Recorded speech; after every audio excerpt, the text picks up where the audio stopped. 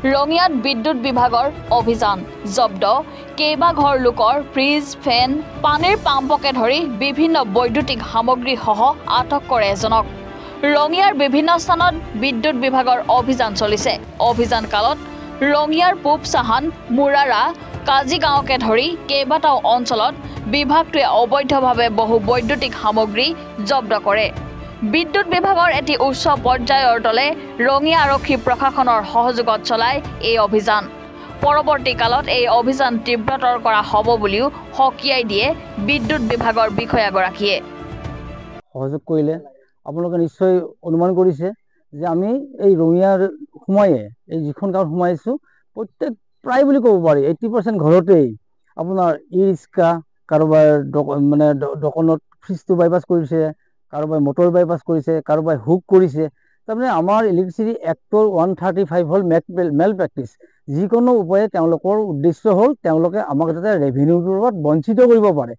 আপোনালোকে নিশ্চয় দেখিছে আজি আমাৰ মুখ্যমন্ত্ৰী মহোদয় হওক আমাৰ অনাৰেবল চেয়াৰমেন হওক অনাৰেবল এম ডি হওক তেওঁলোকে কিমান জোৰ দিছে যে আমাৰ ৰেভিনিউটো আহিব লাগে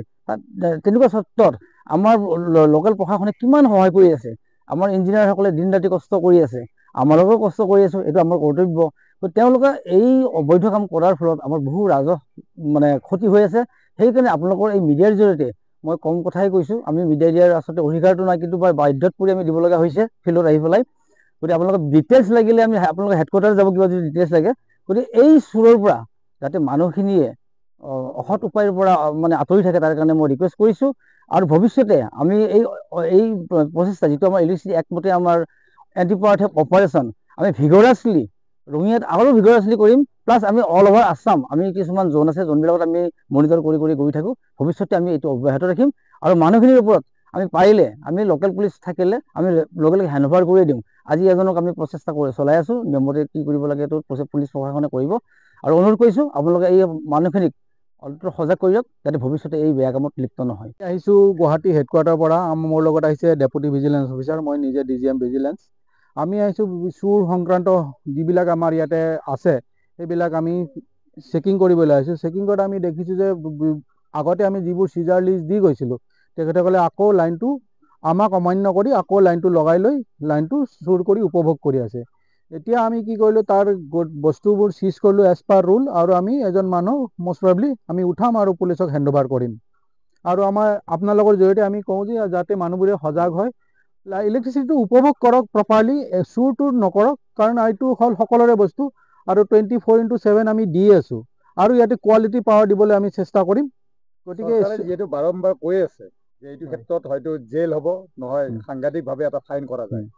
এইটো ক্ষেত্ৰত আপোনালোকে কি ক'ব হয় আমি প্ৰথমে ফাইনতে যাওঁ যদি ফাইনটো যদি আমাক 24 ঘণ্টাৰ ভিতৰত নিদিয়ে আমি তেতিয়া এফআইআৰ দিওঁ এফআইআৰ দি দিলে তেতিয়া পুলিচে তাৰ নিয়মময় ব্যৱস্থা কৰে